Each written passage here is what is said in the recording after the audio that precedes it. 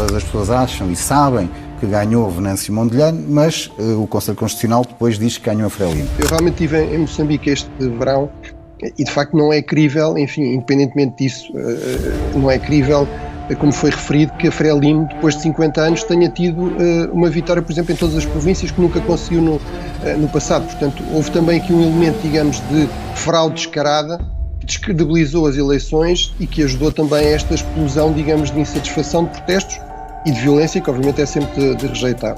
E o Conselho Constitucional até admitiu algumas irregularidades, mas não suficientes para se alterar o resultado das eleições. Reconhecendo as irregularidades, deveria ter devolvido o processo à Comissão Nacional de Eleições e não feito o decreto que as eleições estavam terminadas. E não é nova este reconhecimento de irregularidades? Nem a Renamo, nem o MDM assumiram já que querem tomar posse. E é o Podemos, portanto é com o seu líder Forquilha, que coloca mais afirmativamente a possibilidade de tomar posse, atraiçoando assim o acordo que tinha com Venâncio Mondlane, mas mais importante, atraiçoando aquilo que é o sentimento de mudança do povo moçambicano. Toda a violência que tem acontecido em Moçambique, não só nos últimos 2 meses, tem responsabilidade do regime e da Frei Limo. De facto, Venâncio Mondlane está em silêncio há alguns dias. Está em silêncio porque primeiro também pediu algumas tréguas e, portanto, de facto, Venâncio Mondlane, quando fala, o povo moçambicano tem acompanhado os apelos de Venâncio Mondlane, seja para manifestações, seja para não manifestações, e é sempre importante frisar que todos os apelos de Venâncio Mondlane foram sempre para manifestações pacíficas. Podemos depois analisar a razão dos tumultos, e isso é outro tema. Mas Venâncio Mondlane tem sempre feito o apelo a manifestações pacíficas. Ele está em silêncio há alguns dias, porque também teve problemas de saúde. Parece que está de volta ao ativo e prevê-se que entre hoje e amanhã poderá voltar a fazer os lives, porque é a forma que ele tem encontrado de comunicar com o povo de Moçambique. E nesse live, portanto, é expectável que, mais do que a tal fase ponta de lança que ele iria anunciar, depois das fases V8 Turbo e todas as outras têm sempre assim uns nomes bastante apelativos, mas esta fase ponta de lança, que ele anuncie algo perante estes acontecimentos dos últimos dias, porque tivemos os vários partidos, a Renamo, o MDM e o Podemos, que é o partido que fez o acordo, como o Paulo Julião explicou bem, com Venâncio Mondlane, que tiveram uma reunião com o Presidente, ainda Presidente da República, Filipe Nyusi, e também com o candidato da Frei Limo, Daniel Chapo.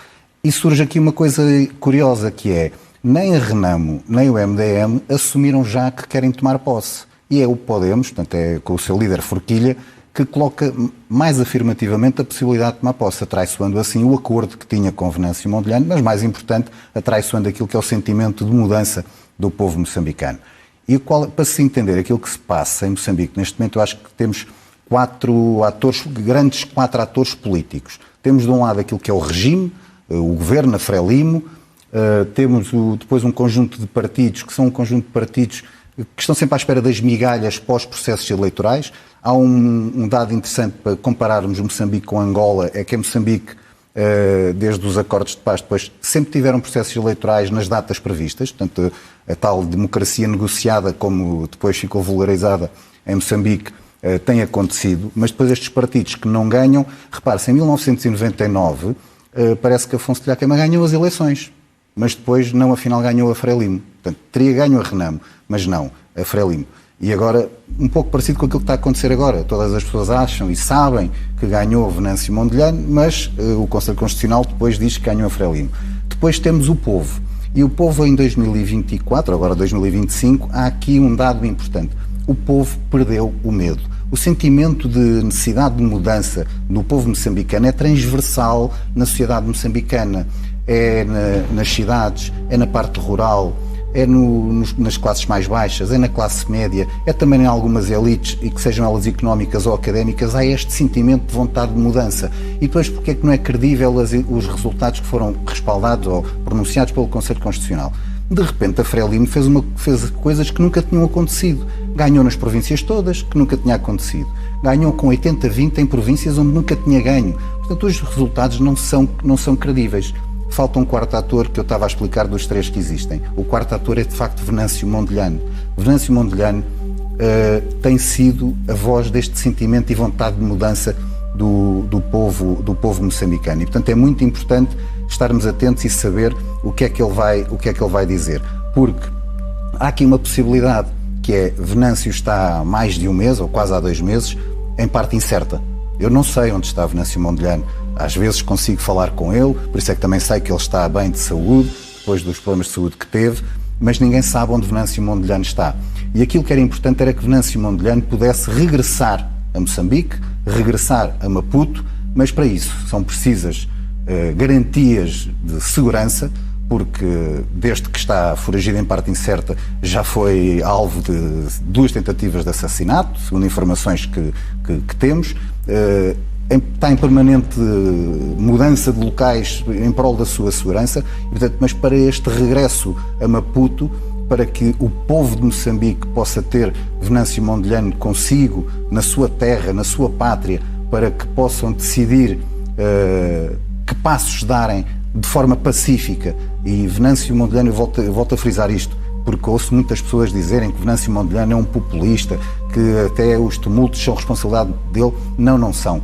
Toda a violência que tem acontecido em Moçambique, não só nos últimos 2 meses, tem responsabilidade do regime e da Frelimo. E o Conselho Constitucional até admitiu algumas irregularidades, mas não suficientes para se alterar o resultado das eleições. Reconhecendo as irregularidades, deveria ter devolvido o processo à Comissão Nacional de Eleições e não feito o decreto que as eleições estavam terminadas. E não é nova este reconhecimento de irregularidades. Rodrigo, olhando aqui para o posicionamento das instituições internacionais, o que é que podem fazer?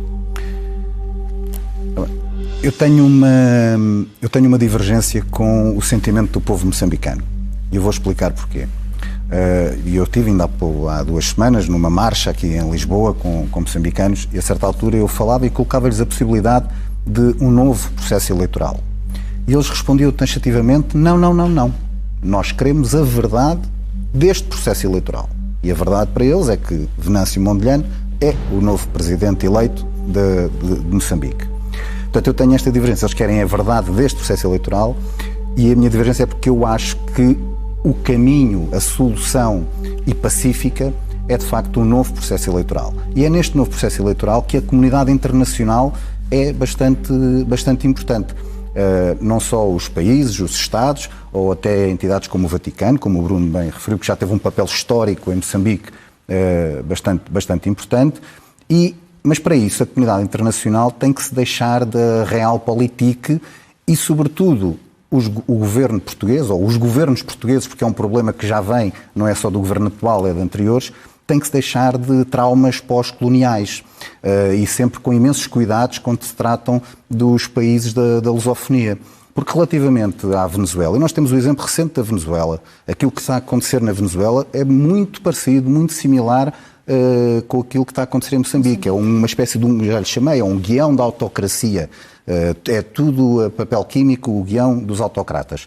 Mas sobre a Venezuela não houve pruridos em não reconhecer as eleições. Tiveram alguns pruridos em reconhecer Edmundo já como presidente, mas não reconhecem as eleições da Venezuela. Mas em Moçambique houve o respaldo. E, portanto, temos que nos deixar destes traumas pós-coloniais. Temos que ser, aliás, por respeito à vontade de independência que o povo moçambicano teve, esse respeito tem que ser tratá-los olhos nos olhos. O mesmo nível de exigência que temos com Moçambique, com Angola, com os países lusófonos, é o mesmo que temos que ter com qualquer país europeu e de outros continentes. E, portanto, Portugal tem que se deixar desses traumas pós-coloniais, tem que se deixar de alguma complacência, porque depois às vezes parece quase uma subserviência a estes regimes autocratas, e tem que, de forma ativa, com a União Europeia, como o Bruno bem referiu, por exemplo, ou até no âmbito da CPLP, embora a CPLP também tenha alguns problemas, como nomeadamente ter a Guiné Equatorial lá dentro, mas sobretudo com a União Europeia e com alguns outros países daquela zona de África, estarem disponíveis para fazer um novo processo eleitoral com todas as garantias de democracia, de transparência, para que a voz do povo moçambicano e a vontade do povo moçambicano seja respeitada. Eu acredito muito mesmo que a vontade do povo moçambicano é que Venâncio Mondlane tivesse ganho estas eleições. Rodrigo, para uma resposta rápida, porque ainda quero ir ouvir o Bruno, falou aí nesse respaldo dos resultados, olhando para a posição de Marcelo Rebelo de Sousa, Presidente da República, que esta semana foi questionado se iria ou não à tomada de posse de Daniel Chapo. Ficou por responder, deve ir ou não? Claro que não deve. Aliás, nós até votámos contra a ida de Marcelo Rebelo de Sousa à tomada de posse de João Lourenço em Angola. Mas Se na declaração pós-pronúncio do Conselho Constitucional o Sr. Presidente da República foi mais cuidadoso do que o Governo foi, também não nos podemos esquecer que Marcelo Rebelo de Sousa, no passado, foi respaldando o regime da Frelimo, até considerando alguns dos seus principais dirigentes como grandes amigos, pessoas que são tudo menos democratas. Bruno, falava-nos aqui há pouco o Paulo, o correspondente da agência Lusa em Moçambique, que, pelos vistos, a situação está um bocadinho mais normalizada. Eu pergunto se isto pode piorar, por exemplo, com uma presença do Exército ou uma posição diferente do Exército. Podemos estar aqui perante um problema maior? Antes de ir a esse ponto, só pegando nesta última questão, apesar de tudo, eu penso que há que diferenciar um pouco a posição do Governo da posição da sociedade civil e dos partidos portugueses, ou seja, acho que aí há espaço para ser muito mais assertivo. No caso do Governo, acho que tem de ter realmente alguma prudência. Eu percebo, por exemplo, houve pessoas que questionaram os termos daquilo que foi dito em reação à posição do Conselho Constitucional, embora, na verdade, a nota do Governo é bastante prudente, diz que toma nota, digamos. Não há propriamente aqui um respaldo, não há os parabéns tradicionais. Agora, parece-me importante que Portugal realmente ultrapasse esta ideia também de uma espécie de alinhamento automático com os governos que estão no poder em Moçambique, em Angola, nos países lusófonos. Eu percebo que essas relações são muito importantes, que há comunidades portuguesas importantes lá, e isso é uma preocupação legítima, mas realmente acho que também é importante para esses países a cooperação com Portugal, e portanto isso dá-nos alguma margem de manobra, sobretudo de forma discreta, para sinalizar que, dependendo de como as coisas evoluem, haverá aqui algum condicionamento nesse nível de cooperação, e Portugal também tem uma influência importante ao nível da União Europeia, que tem um protagonismo importante. E parece-me evidente que não faz sentido no contexto atual haver uma presença de alto nível na posse do novo Presidente. Em relação à evolução da situação, enfim, acho que todos os cenários continuam em aberto. Eu sempre fui muito cético, enfim, esta ideia de que haveria aqui uma espécie de golpe militar, digamos, virtuoso, um pouco no modelo do 25 de Abril, portanto os militares, no fundo, tomarem o poder e devolverem, no fundo, a palavra à população, assegurarem uma espécie de governo de transição, novas eleições ou reconhecimento com fraude na eleição anterior, simplesmente porque, historicamente, as forças de segurança, as forças armadas, estão completamente identificadas com o Frelimo, no fundo, emergiram a partir do braço armado da própria Frelimo, e, portanto, parece-me que há razões para ter aí algum ceticismo, não vi nenhum sinal de que isso fosse uma real possibilidade, e há sempre que ter aqui alguma prudência. Enfim, isto dos golpes militares, sabemos como é que começam, nunca sabemos muito bem como é que acabam, e muitas vezes não acabam realmente em processo de democratização. Aguardemos pelo anúncio de Mondlane e também depois para percebermos que consequências é que terá esse mesmo anúncio. Obrigada aos dois. Muito obrigado, Cristina.